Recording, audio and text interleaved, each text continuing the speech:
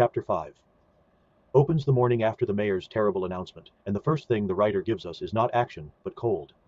Keniston wakes stiff and half-frozen on the sofa after a restless night, with frost thick on the storm windows, and only the last scraps of coal left in the cellar. That detail is important because it makes the crisis brutally physical. The end of the world is no longer just an abstract scientific catastrophe or a philosophical terror. It is now a matter of numb hands, visible breath, and the question of whether people can get through the next night alive. Hubble's early telephone call, warning that there may be trouble at the Keystone coal yard, shows how quickly civilization has narrowed down to essentials. Fuel is now life. The chapter also deepens the emotional fracture between Keniston and Carol. She is not hysterical, but something between them has changed. After the mayor publicly revealed the truth about the Industrial Research Laboratory and Keniston's connection to it, she looks at him differently now, with a reserve he has never felt from her before. That is one of the most quietly painful elements in the chapter. In the face of cosmic disaster, personal trust still matters. Keniston had wanted to be the one to explain himself to her, and now that chance is gone. When he embraces her before leaving, she neither fully returns the warmth nor resists it. It is a small moment, but it tells us that the end of the world is not only destroying cities and seasons, it is also straining the private bonds between people. Then Keniston goes out into the morning, and the chapter's title suddenly feels perfect. This is not a sunrise in any comforting sense. It is a red dawn under a swollen, bloody-looking sun, and Middletown has changed overnight into something ghostly. The mill whistles are silent, the railroad sounds are gone, even the children are quiet now. The roses are dead, the shrubs are blackened by frost, and smoke rises from every chimney as frightened people huddle indoors behind frost-rimmed windows. At the same time, churches are full of prayer, and the bars are still crowded, having apparently ignored the law and stayed open all night. That contrast is wonderfully grim. One part of the town turns to God, another to liquor, but both are really responding to the same thing: terror. Middletown has the aspect of a tomb, and Keniston realizes with terrible clarity that the town may survive time travel and cosmic catastrophe, only to die of cold in a matter of days. At the coal yard, the story shows how fast fear can turn decent people into a mob. National Guardsmen and police have formed a cordon around the coal piles, while an angry crowd presses outside, ready to loot. What makes the scene powerful is that Keniston recognizes these people.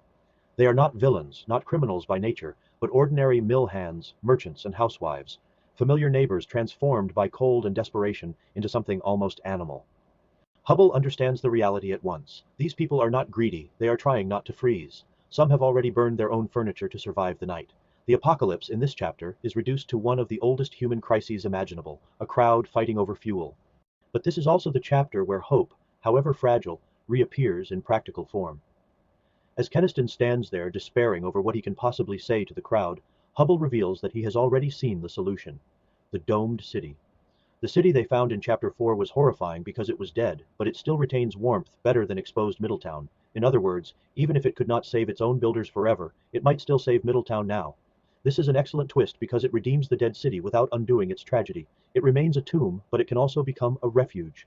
Hubble is once again the man thinking beyond despair, and Keniston's own half-formed thought immediately leaps into focus. For the first time since the catastrophe began, they have something more concrete than endurance. They have a destination. Keniston then climbs atop a ridge of coal and addresses the crowd, and the scene is one of his best moments so far. He does not calm them with pure honesty, because full honesty would probably shatter them. Instead, he uses authority, urgency, and just enough promise to move them.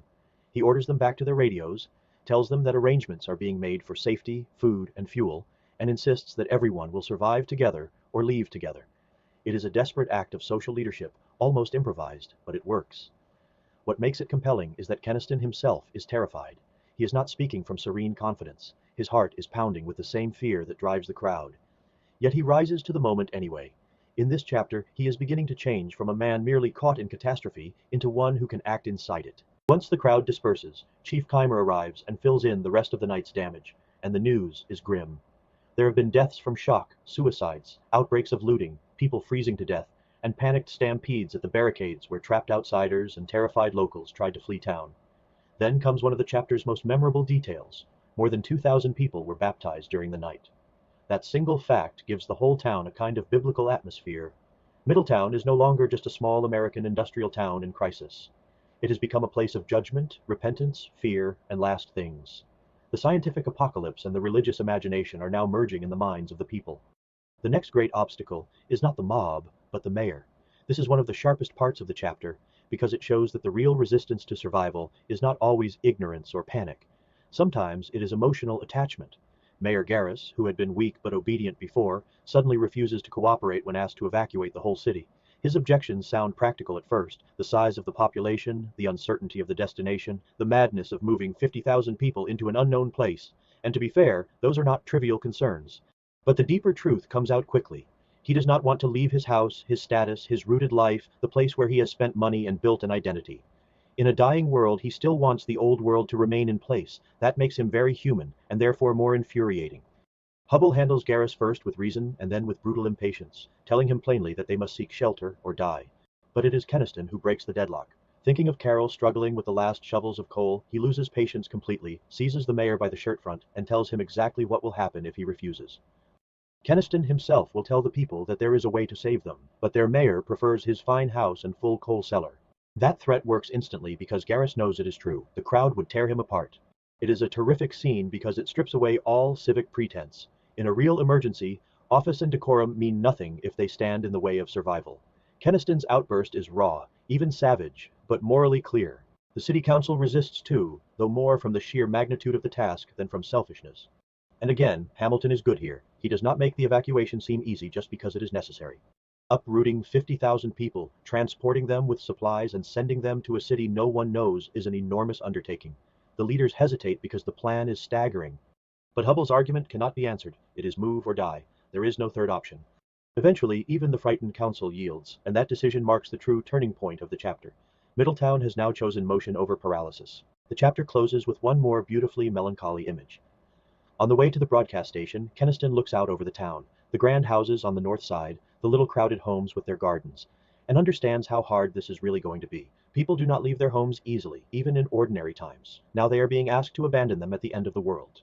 So when the mayor finally speaks on the radio, his voice is stripped of all pomposity. He can only tell the people that they must leave Middletown temporarily, clinging to that word as though it can soften the truth. It is a sad little lie, or perhaps a necessary hope. Everyone knows on some level that nothing is temporary anymore. But they need a word they can bear, and temporarily is the one they get. What makes Chapter 5 so strong is that it turns catastrophe into logistics without losing the dread. This is no longer just a story about discovering the future. It is now about governance, psychology, crowd control, fuel, transport, and leadership under impossible conditions. The chapter asks a very human question. Once the truth is known, can people organize themselves fast enough to live? And the answer, for now, is yes, but only barely, and only because a few people are willing to act harder and faster than everyone else.